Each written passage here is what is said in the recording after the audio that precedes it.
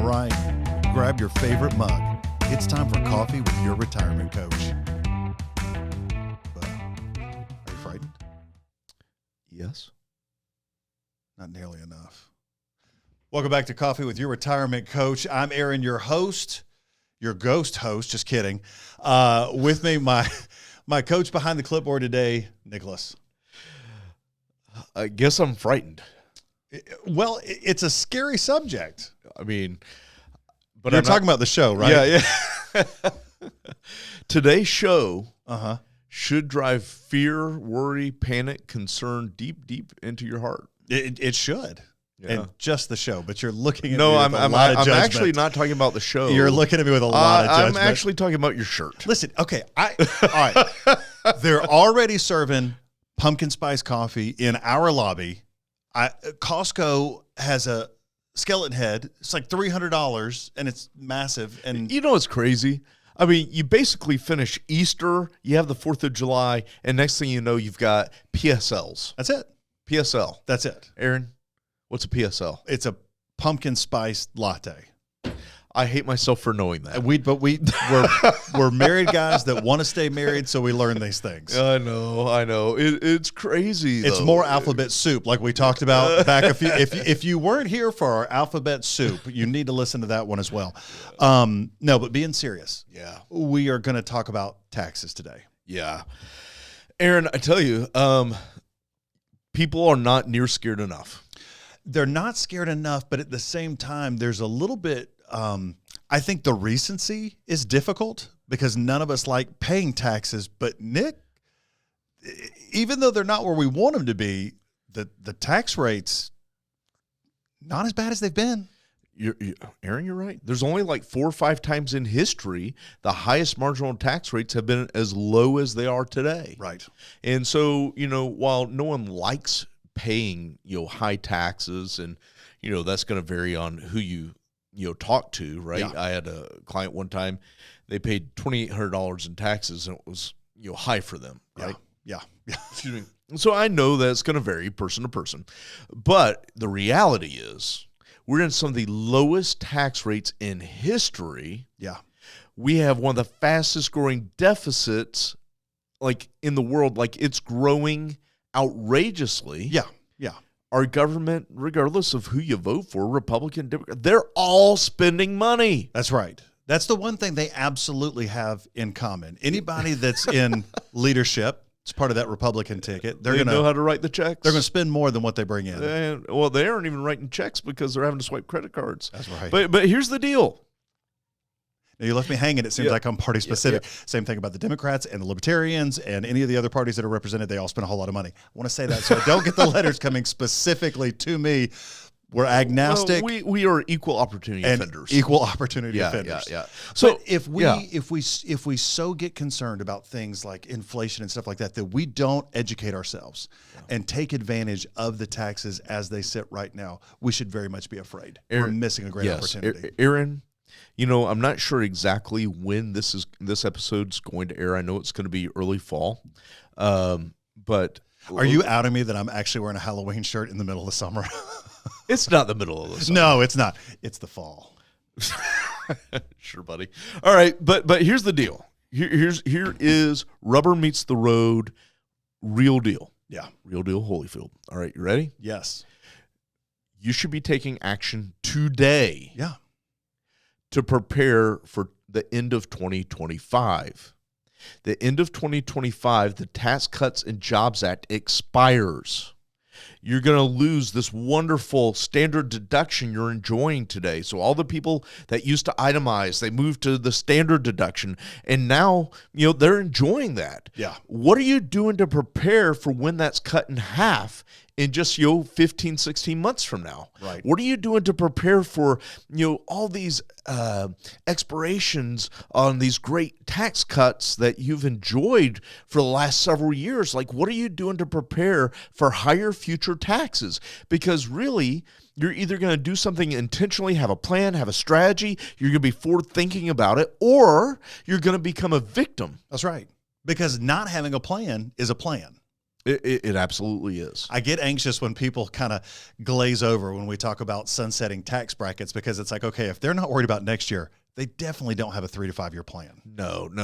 And Aaron, here's the question that I ask so many people when I first meet them. Let's say I'm having an initial consultation. We're sitting down, and I ask the question, when was the last time your financial professional, so your financial advisor, your financial planner, your broker, your financial guru — brokers make you broker, by the way, right? Like, so when was the last time that they reviewed your tax return? If they're even allowed to. Aaron, easily, 95% of the time, the answer is they never have. Yes. They never have. Why? They're just doing my investments. Well, this is like a doctor prescribing medicine, and they haven't done any of the tests. They haven't done the X-ray or the CAT scan or the MRI. They haven't drawn blood. They haven't, checked your heartbeat. Yet they're giving you generally accepted medicine. Mm-hmm. That's the essence of what many financial professionals are doing today. Is they're selling you an annuity, or they're putting you in some kind of investment portfolio with a track record, and they're justifying the track record. Yeah. But they don't know you. Right. Because to know you is to know your tax returns. That's right. It's not what you make, it's what you keep. And Aaron, I know you've got a great farm analogy for this. Nick, the thing about it that always frustrates me the most, I have no idea what Uncle Sam is going to want from me in the future. I don't know what that partnership, that tax bracket is really going to be. But here's what I do know. If I invest prudently, I believe that my investments are going to grow. So if that asset is growing and it's percentage based, it's going to be a big cut later. I would rather pay the tax on the seed and not the harvest. So whether you agree with us about higher taxes in the future or not, but you're investing and you say, hey, I realize that if I stay prudent with this, if I stay invested, I don't miss those big market days like we've talked about in the past, and I'm patient and I stay the course, and this thing grows, seed, not the harvest. Yeah. And I think many of us were given maybe what was good advice at the time, but that advice has expired, okay? And that advice was tax defer, as much in as you can. You will be in lower tax rates in the future. Just put it all before tax. Well, here's the problem. We're going to face, in my opinion, higher future tax rates. Like the average person that we work with, they retire to the same tax brackets or even higher tax brackets, right, not lower tax brackets. Right. Yeah. You lose certain deductions when you retire. Yeah. You lose so many tax benefits you didn't even realize. You retire, and so now you're paying net more taxes. You're taking your distributions from retirement accounts that have never been taxed. Right. Right. And so if you think that tax bill is getting smaller, it's actually, we believe, is going to get bigger and bigger. So doing some proactive planning around not just how you're investing the money, but where the money is located, we think is crucial. Aaron, are you scared? Yeah. Not nearly enough. No, it's so true. It's so true. And one of the things that we really like to educate people on, Nick, is that if your cost of investing is at its best, if you're getting a best price on the cost of investing, right? And then if you're saving money on your taxes, right? It's the easiest way to increase your return. Like, we don't have to worry about the performance in the market if we're being prudent in those areas. And it takes a little bit of education, it takes having a team, and takes being coachable. It has nothing to do with the market. I mean, that's the bottom line. Like, so many people around election time right now, they're concerned about the market. Yes. You're at all-time highs. The market corrects. You lose 10%, 15%. Ouch, right? Yeah. That hurts. So people are concerned about the market. But, the easiest and safest way to increase the return is being tax effective, being cost effective. Yeah. Optimized in those two areas. Cut those starting taxes. Strong. Yes. Cut the taxes. And so what I'd like to share with our listeners and our viewers today is one of the easy steps to get started. Okay. Like, if you're listening to this point, if you've made it this far right into this episode, what should you, and Aaron, I'm going to put this to you. Yeah. So let's say somebody is not tax efficient outside of having a 401k, okay, or an IRA. It's all before taxes, right? If somebody was looking at their scenario today and they said, you know what, all of my retirement savings are before tax. I know I'm going to have to pay the piper, someday. What should somebody who's starting out, what should they be targeting? We're going to typically push people towards 10 to 15%. If they're really in agreement with us and they say, I think it's higher taxes in the future, then we're going to say, yeah, us too. Let's go for 20. So really 10% is that amount that anybody can latch on to. And 10% of what, Aaron? Of your IRA assets, of 401k, the work plan, the whole kit and caboodle, everything that's a part of that part of your overall picture. Not talking about the home, not talking about the non-qualified assets, but 10% at a minimum to have a meaningful representation in your tax-free assets, and that would be in your Roth or in your Roth 401k. Yeah. And I think what you're saying is prudent, okay? If you had an initial goal of, Nick, Aaron, we listened, we watched, we want to move forward, how do we do it? Like, what is the goal? If you get a raise, Nick, and then you just say, okay, great, well, I can increase my spending. And maybe you're in a great budget, great. But what if you said, I got a raise?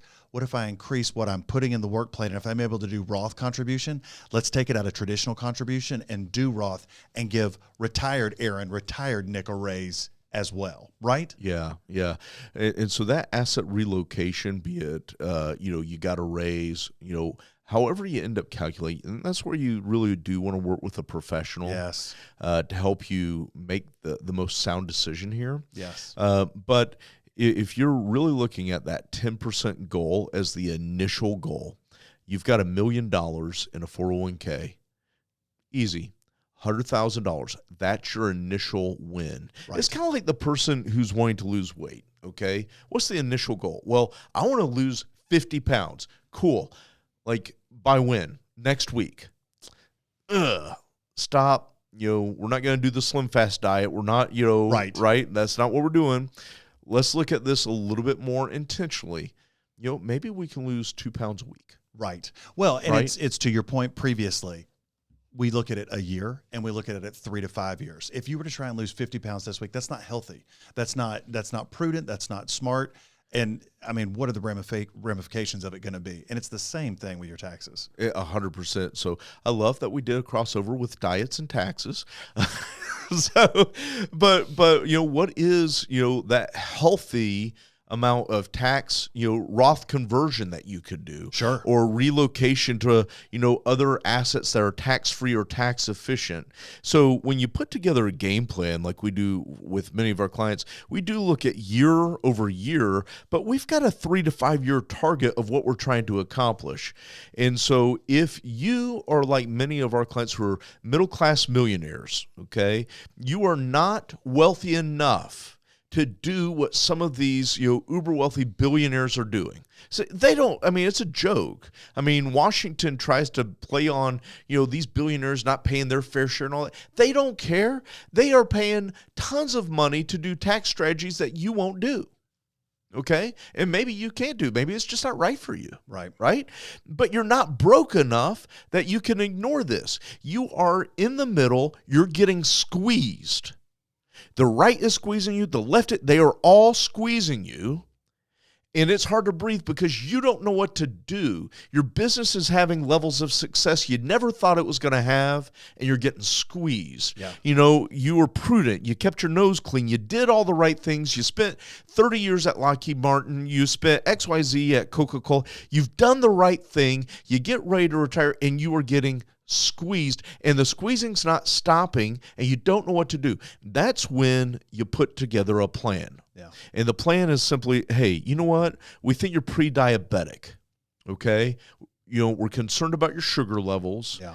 Let's look at the diet. Let's look at your exercise, and let's put together a game plan so diabetes is not your future. Yeah. Let's put together a game plan that higher taxes are not your future. So one of the things that if people are interested, work with a financial professional that is working with your CPA to put together that tax plan. We're looking for the 3 to 5 year tax plan. But Aaron, going back to the initial thing that you were suggesting, we're not scared enough, right? Yeah. We're not frightened enough. That was going to be my next question, Nick, because a lot of people say, well, what's the big deal? If it has to come out, if I've hit my required beginning date, I've got a required minimum distribution, so it gets taxed. That's not where it ends. We've got tons of clients. They don't need it. They don't want it, but they have to take it. And then when they take it, one of two other taxes happen. They're like, all right, well, I'll put it at the bank, and they're getting taxed on the interest. At their highest marginal tax rate. Or they're spending it because it's there and they're paying sales tax. It should be scary revisions of the tax. And so if you're scared enough and you're past that novice level, Nick, where do you recommend people who take this seriously, who have started this, and they're doing the prudent things? They're talking with the CPA and their financial professional. Where should their sights be set? Yeah, I think the sights are set on a couple things. One, get a second opinion.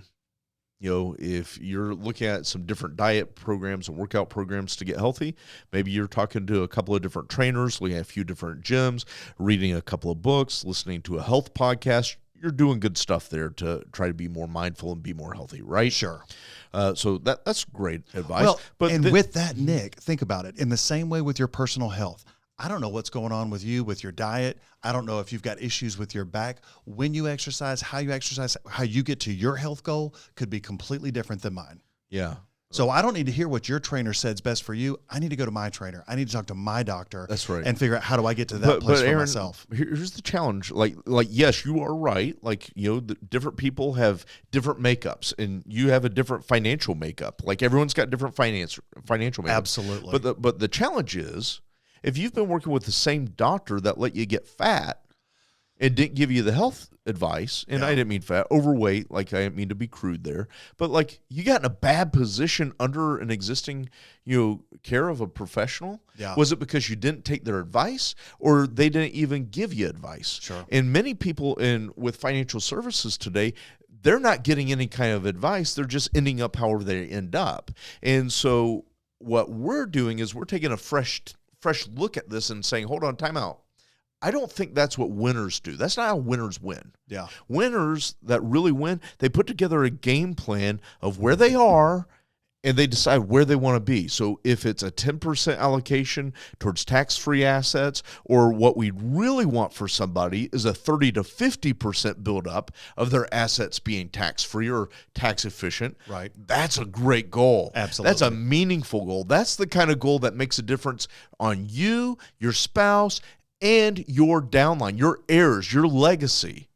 I mean, would they, rather inherit, fully taxable assets or tax-free forever assets? Sign me up for tax-free forever. Absolutely. Right? Every day of the week, twice on Tuesday. Yeah. Right? Sign me up for that. So let's put together a game plan. You're looking at, the next, 16 months as being critical.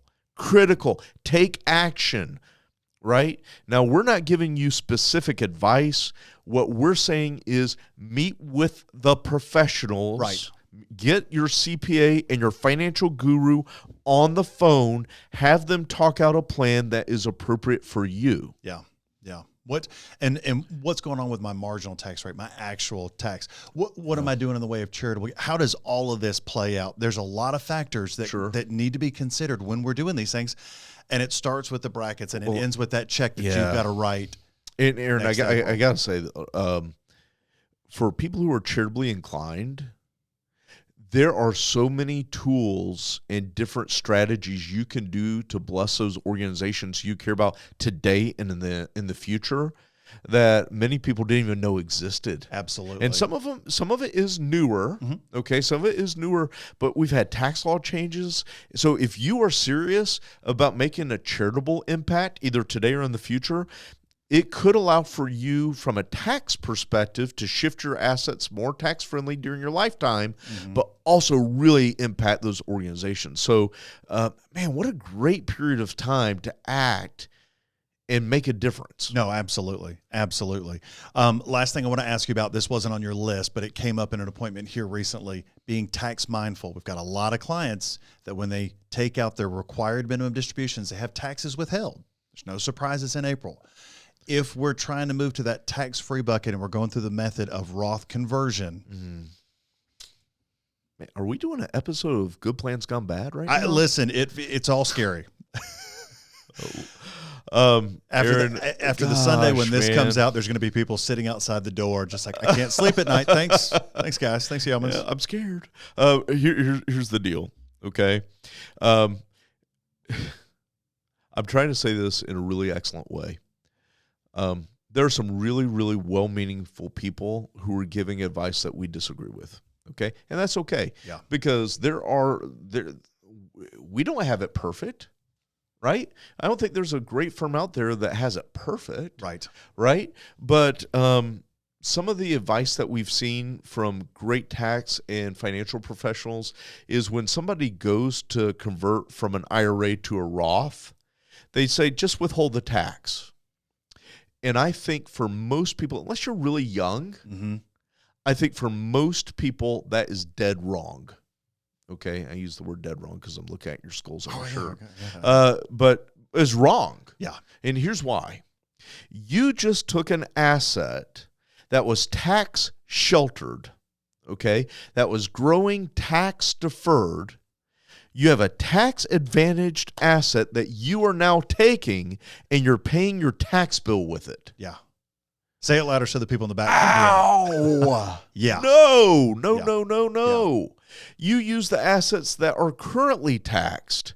That is being, maybe you've got money in a money market account, yes, or a CD, yes, and it's paying you, 4%, 5% interest, and you're taxed at your highest marginal income tax rates on those dollars. Those are the dollars, yes, that many people should look at using to pay that tax bill, not withholding. Right. And again, the exception might be, you're 25 years old and you're just getting started. You're at really, really low tax rates. That's not who we're talking to. If you're in your late 40s to, early 60s, high income, looking towards retirement, that's who we're talking to. So if you're looking at conversion, take a step back from having the taxes withheld and identify some other sources to make that tax payment. So you've got to be pretty transparent with your financial professionals and with your CPAs, not just in what you think they need to know. You need to show them the whole picture so they can help you strategize that great way to execute what we're talking about. Yeah. Awesome. Yeah. That's good, man. Nick, I appreciate this. I think tax-free needs to be the goal. And I think for a lot of people, there's not enough fear. Maybe if they've hung out with us today, there's enough. It's boiled up a little bit. Well, hey, Aaron, can I share one scary fact? Yeah. This is scary. Okay. So I got to share it. Well, yeah. Okay. So, a lot of people, and I know I'm throwing one more little bunny hole here. You ready? Yeah. Back when Ronald Reagan was, when he became the president. The actor. He became the president, yes. The actor, politician, president? Yeah, him? Yeah. Okay, you ready? When he became president, he cut the highest marginal tax rates from 70% to 50%. From 70% to 50%. Right. You know what's scary? People were excited about 50%. Right. Absolutely. Because it's what they knew. It's what they knew. So if you're listening or watching today, we're bringing this up because it was not that long ago we had much higher rates. And if we're not careful to protect ourselves, we could be headed back there. No, that's good. That's good. Listen, we want you the right kind of fearful. We want you to be motivated into that level of raising your gaze, being educated in these areas. And we hope that you've got something out of today. If it has elicited a question or a thought, we'd love to hear from you. Email us at connect@yourretirementcoach.com. But first of all, I want to thank you for, having coffee with us. I don't know if it's PSL or not. If you're into the spooky, hey, we're trying to embrace it. So we appreciate you being here. We appreciate you maybe being a little bit fearful for a moment and then equipping yourself. But most importantly, we want to thank you for being coachable. We hope you enjoyed today's show, but you may have questions for our coaches, and they can be emailed at connect@yourretirementcoach.com. If you know someone that needs to hear this episode, we encourage you to share it. As a reminder, the content of this podcast is for educational and entertainment purposes only and should not be construed as advice. On behalf of our coaches, we want to thank you for listening and for being coachable. Yeomans Consulting Group, a registered investment advisor YouTube channel based in Marietta, Georgia. We strive to provide comprehensive wealth management services for every stage of the journey. This platform is solely for informational purposes and is not offering advisory services or sales of securities. Investing involves risk and possible loss of principal capital. Comments by viewers or recognitions are no guarantee of future investment outcomes and do not ensure that a viewer will experience a higher level of performance or results. Public comments posted on this site are not selected, amended, deleted, or sorted in any way. If applicable, certain editing of personal, identifiable information and misinformation may be deleted. The opinions expressed herein are as of the date of publication and are subject to revision due to changes in the market or economic conditions and may not necessarily come to pass.